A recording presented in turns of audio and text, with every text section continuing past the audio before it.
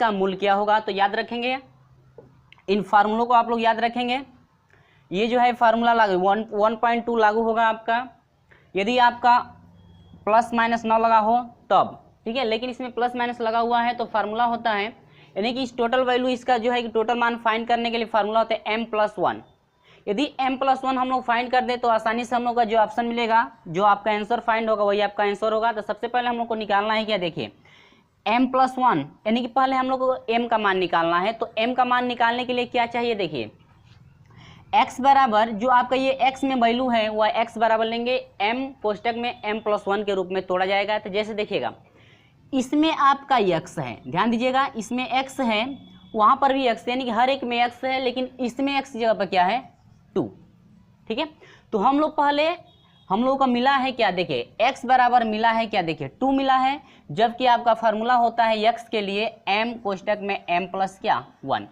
Friends सब याद रखेंगे m+1 यदि हम लोग फाइंड कर दें, यानी कि m का वैल्यू फाइंड कर दें और m का वैल्यू जो मिलेगा वह एक में यदि हम लोग जोड़ दें तो आसानी जो है कि हम लोग का मान फाइंड हो जाएगा, यानी कि हम लोग का x का मूल निकाल सकते हैं हम, ठीक है।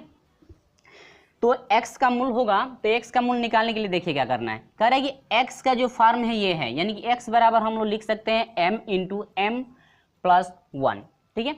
तो आपका m है क्या पहले वो समझिए, ये जो 2 है आपका x का मान, इसी को हम लोग 2 खंडों में तोड़ेंगे।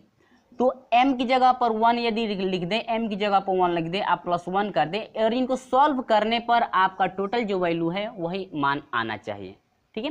तो देखिए 1 1 2 हुआ और 2 से 1 में गुणा करें 2 1 2 मान मिल जा रहा है।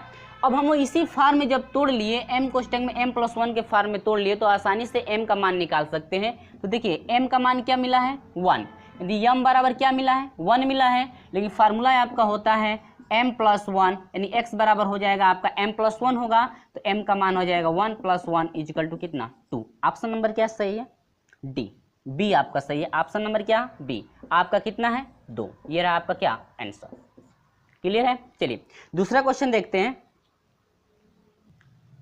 दूसरा क्वेश्चन क्या कह रहा है, कह रहा है कि अंडर में 6 + अंडर में 6 + अंडर में 6 + डैश डैश इन्फिनेटिव का मान